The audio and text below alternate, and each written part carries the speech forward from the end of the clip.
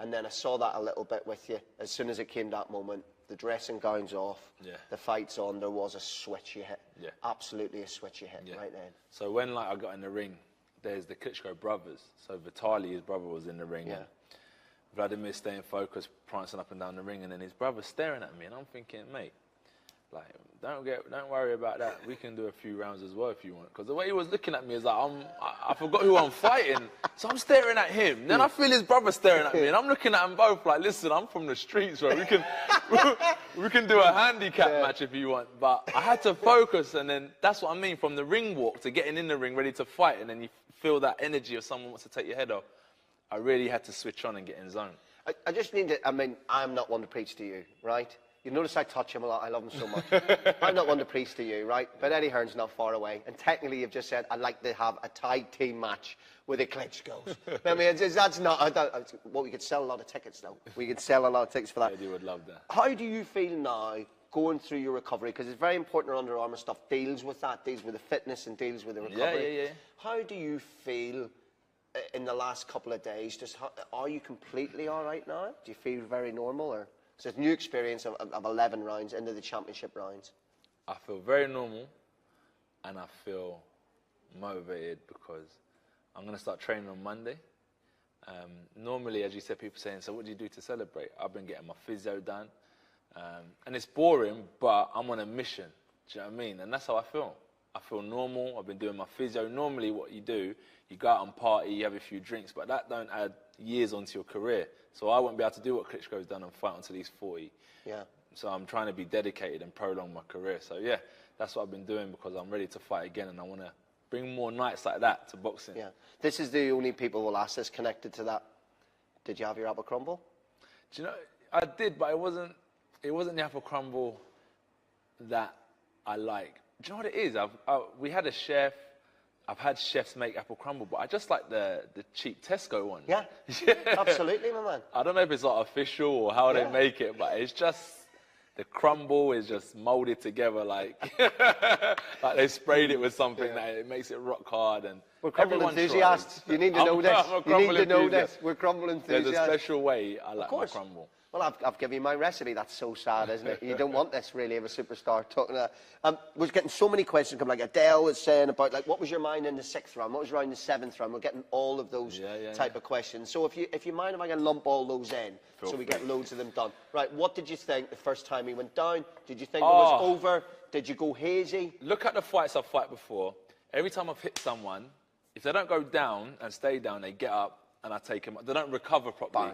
So when I dropped Klitschko, I thought to myself, I had already cheered because I thought, that is it. I've won this fight in 5 rounds. Something that people thought I couldn't do, or something that people said, Anthony will win it in the first 6 rounds, or if he goes past 6 rounds, Klitschko's going to dominate. So when I took him out in the 5th, I thought there's no recovering for Klitschko. I've won this fight already. And then obviously I got dropped the next round. And then it turned into but that's, again, I think you learned a lot in that fight. And people keep saying that, but it's true. You show character. That's it the teaches first thing. You.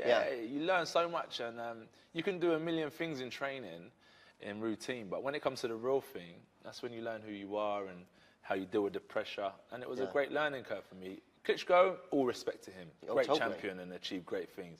And if there was anyone I wanted to push me to the limit, I would have been happy with it being Klitschko, and he did. And we put on one of the greatest heavyweight fights in the last how many years, people are saying.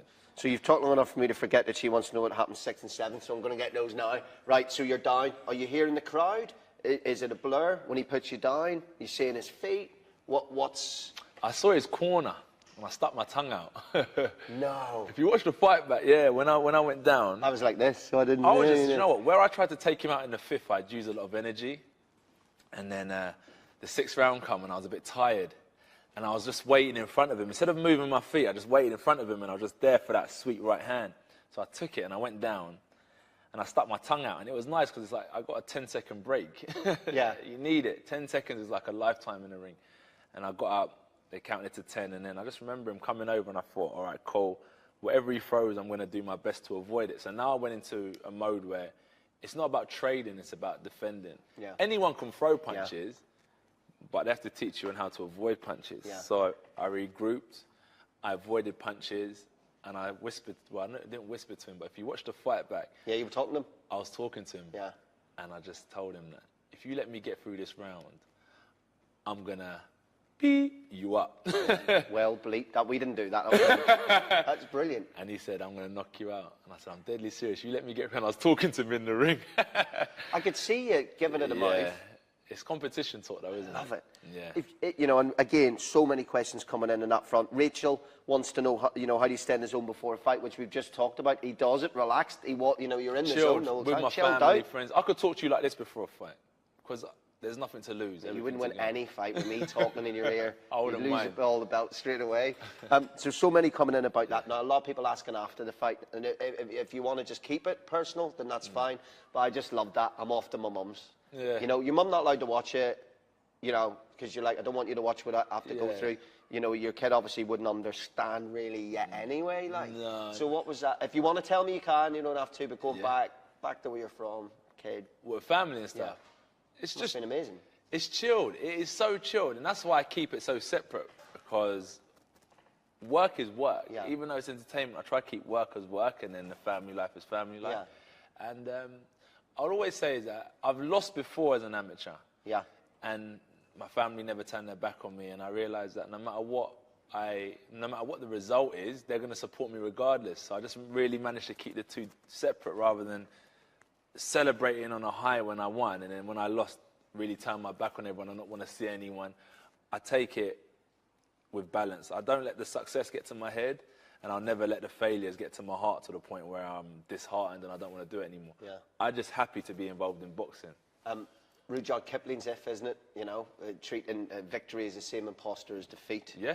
And that gets you in the middle. So Gets you in the middle, yeah. You weren't really expecting poetry, were you, on the Under Armour Facebook? But, you know, you get what comes up. You get what comes up. There's so many questions directly about the fight, so I'm trying not to go off on my tangents, because that's, you know, it's not my interview, it's these guys. Yeah. I think this is a brilliant question, actually. What's the first thing you remember after you won? And I love that question. The first thing I remember after I won. Was it a second after? Was it an hour after? Like, when did you focus in? I looked at Klitschko, and I smiled at him, and I thought, yeah, I got you now.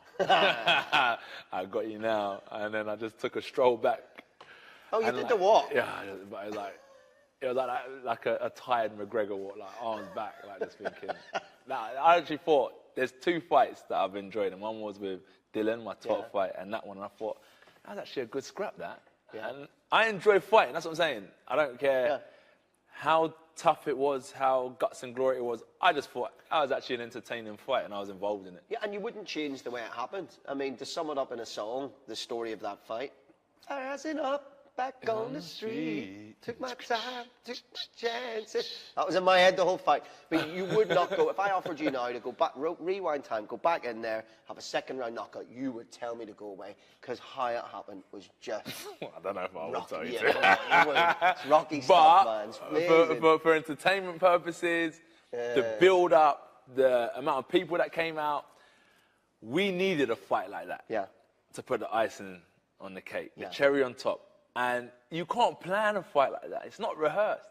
How do you get a fight like that? It's just two men coming together that are none of us wanted to give up. And everyone's talking about it. Everyone's an expert now on you. But it's a shame. People who only watch one boxing match a year are now an expert in what you should do next. But I think people move on quick. Do you know what I mean? So that's done, and they want to know what's next. Loads of people are asking, sort of, what's next? What's the next thing that you're going to do? All that type of stuff. But because I remember when I asked him in the last one, so Klitschko next then, obviously, you wanted to see people fall over. Hook him out of the interview. So let me just put it this way. Yeah. It's possible, I think, no matter who you fought, Wembley would be sold out, right? That could be, which is remarkable to say, that could be your home venue. Wow. Maybe a place Wembley Arena. You just fight. Not Wembley, not all at the the time. Stadium? Yeah, you could. You could fight me there, mate, and it does 90,000. Or get Freddie Flintoff out. But mate, Freddie Flintoff about 80,000. Not as many people want to see him beat up. But you mean is at that level now? The clamour for tickets is even going to double after what I think is that who I fight has a big impact on the amount of attention, because people have always supported what we're doing, and I've been beating people early on. Round 1, round 2, round 3, and they wanted to see me and tougher fights. That's what people want to see, is how many times can you get knocked down and how many times are you willing to get up? Yeah, exactly. And that's what they want to see. So I think if I fight someone who's a Klitschko or a world champion on that level, for sure we could definitely do Wembley again, because they know my character. They know I'm willing to go to the trenches to win.